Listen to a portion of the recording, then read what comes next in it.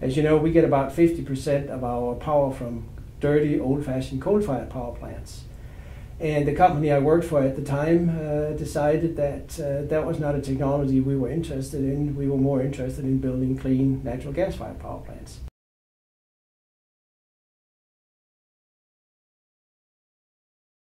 I think that there's been loud voices on both sides of the proposals.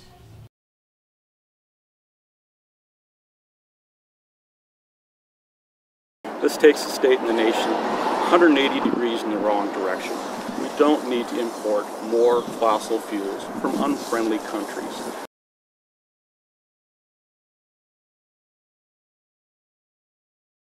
Because of some misguided idea that renewable energy can take over the world today, we are keeping these people out of work, unable to feed their families. I think that's downright criminal.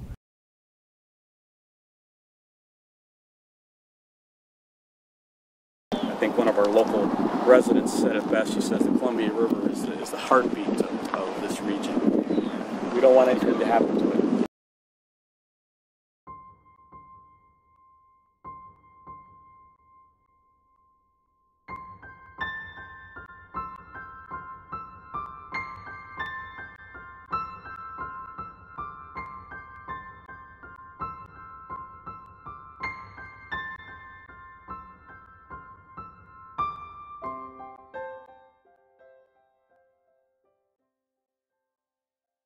You know, the developer will be responsible for, you know, having the environmental impact statement and making sure that any environmental issues are addressed. As you can see, a very active recreational and commercial fishing fleet here skipping on the marina. And we certainly don't want to jeopardize those folks. If they were told they had to stand off for 2 hours or 2 days, that's critical to bringing fish back to the plant. I haven't heard anybody say that the river is shut down and inaccessible when the cruise ships come in. And yet the rules that apply to cruise ships are exactly the same as the rules that apply to our ships. They are needing to suck up ballast water for their return visit. This would actually consume millions and millions of gallons of water. They would also be in training or sucking up juvenile salmon.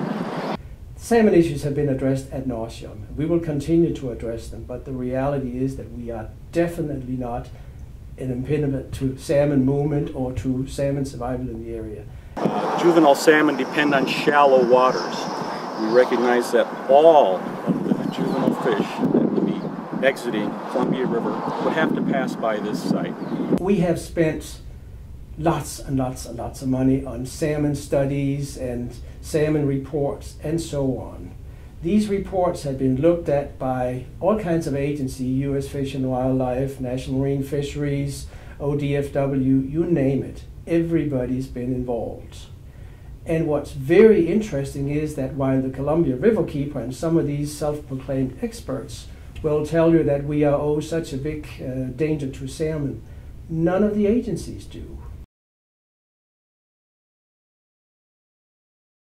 It will obviously bring jobs to the county. The proposals will. Not very many of them. The construction phase will bring in more jobs than the operational phase. We're looking at jobs in the 75 to 80 range with an average pay of roughly $60,000. Anytime there's jobs, you know, added jobs, there is going to be an impact community-wide. You know, I see that in my private business. When times are good, our business is good. And that's reflective throughout, you know, the whole county, whether it's small business or large business. There's no question that the 75 or whatever jobs we will create there, that's the least of it. The spin-off jobs will be a very big piece as well. We're a timber-dependent county, and a lot of those jobs have gone away. We're continuing to see erosion in that workforce. So I think by having other projects and other developments that can enhance the job base is definitely a win-win for everybody. We ask jobs, but jobs at what cost? The cost to our community in terms of jeopardizing other jobs, jobs such as fishing, tourism, and the kind of lifestyle that we love so much here. I don't believe that it will be detrimental to the county if the proposals don't go through. With the property tax limitations in the state of Oregon, which I support, it's incumbent on us to expand our tax base, and this is an opportunity to do that. We will be paying in the order of magnitude 10 million, little over 10 million in property taxes to Clatsop County every year. When you spend that kind of money in the county, that by itself creates jobs, lots of jobs. Certainly, I don't think there's a lot of people with chemical engineering degrees in Warrenton waiting for a job with this facility. It's so sophisticated. Should it be built, it would be built by outside contractors. When you look at what these construction workers have built over time in Oregon, some of the most sophisticated facilities, like Intel, for example, and they are world class. They can get stuff built. You know, I think there are a lot of concerns about the safety. I think that's natural with when you're dealing with something like gas. The San Bruno fire and explosion happened in a pipeline that was smaller, with less pressure than we had planned for here. The San Bruno pipeline was built 2.5 generations ago, before there were any pipeline standards. It did not have any automatic shutdown valves. As a matter of fact, it took a couple of hours to get it shut down.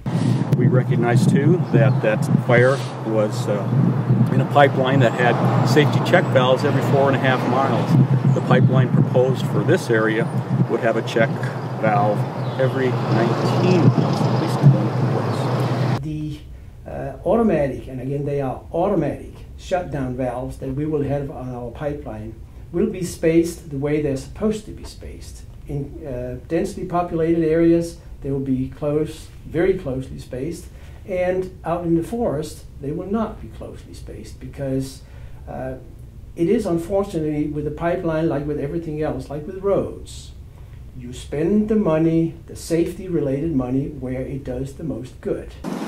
We've had Professor Jerry Havens from the University of Arkansas here to explain to us. He's a nationally recognized expert on the safety of LNG and fires.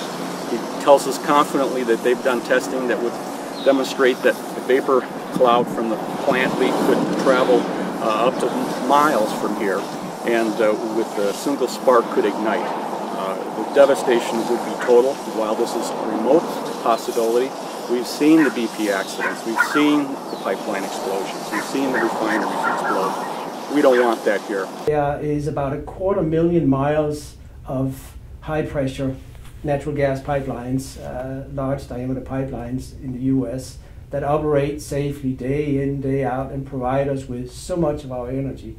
This will just be another one just like it. But it will be a new pipeline built to all the latest standards. And I think if you went back and you looked at the statistics, you will see that new pipelines built to the latest standards and maintained appropriately are extremely safe.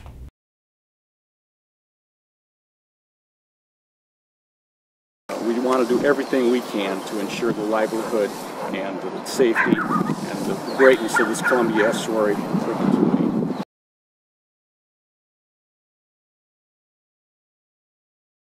Why on earth would we not take that opportunity and let a project like this go forward and let skilled Oregonians get a job so they can support their families? That's what I'd like to see, and I think we will see that.